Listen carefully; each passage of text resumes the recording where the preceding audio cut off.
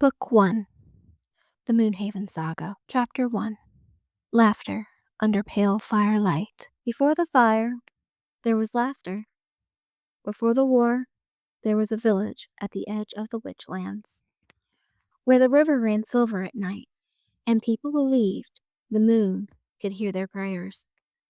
It wasn't much, a handful of homes stitched together by warmth, song, and stubborn hope, but it was the only world I knew. They weren't my blood, but they were my family all the same. Old Mara, who smelled of sage and smoke, claimed that she found me as an infant on a night when 2 moons touched the same sky. She said the gods had sent me as a blessing, though the neighbors muttered about curses. Mara never listened to them, though. Blessing or curse, she would say, ruffling my hair, will raise you anyway. And so I grew among them, the weavers, the blacksmiths, and the children who chased fireflies through the field. We had no crowns, no titles, only each other. That night, the moon was full, so bright. It painted the thatched roofs white. Someone had caught a deer earlier in the day, and that was reason enough for the village to gather. A fire roared in the square, and the air hummed with the smell of roasted meat and pine resin. I remember sitting cross-legged near the flames, clutching the old wooden bowl Mara had carved for me. The villagers danced around the fire, feet stamping, skirts swirling. Laughter spilled into the night like spilled light. It was a fragile joy, the kind that feels too perfect to last. But I didn't know that then. Someone began to sing a song, older than the forest. Voices joined in until the night itself seemed to breathe with them. And I remember thinking that the moon must have been listening, because its glow deepened.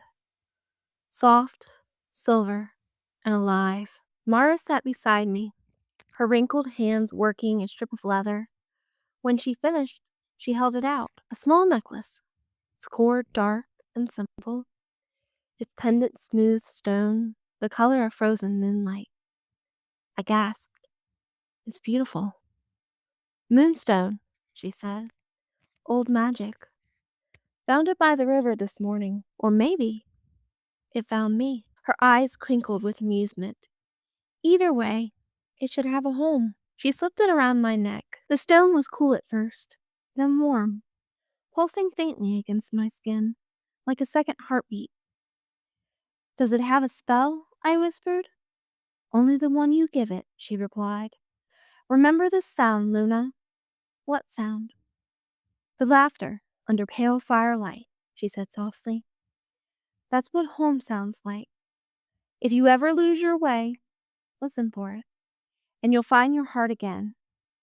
I didn't understand then, but I nodded solemnly. The night stretched on, the fire burned lower, the songs faded into a quiet talk. And the clink of mugs, I remember lying beside the embers, half asleep, watching the sparks rise into the dark like tiny stars. The world smelled of smoke, honey, and rain. My 3 favorite things. Somewhere, someone began to hum a lullaby. Mara always sang when storms rolled in. I smiled without opening my eyes. I thought I'd remember that sound forever. I did, but not the way I wanted to. The screams came just before dawn. At first, I thought it was a part of a dream. The crack of thunder, the smell of burning pine. When I opened my eyes, the sky was red, and the world was on fire. Houses collapsed in on themselves like candles melting too fast. Shadows moved between flames. Men, not men. Their eyes were empty, their blades dripping with the same black smoke that devoured the roofs. I ran. Everyone ran. Mara's voice cut through the chaos. Luna, the forest, go. I turned once. She was at the doorway of our cottage. Her face lit by firelight.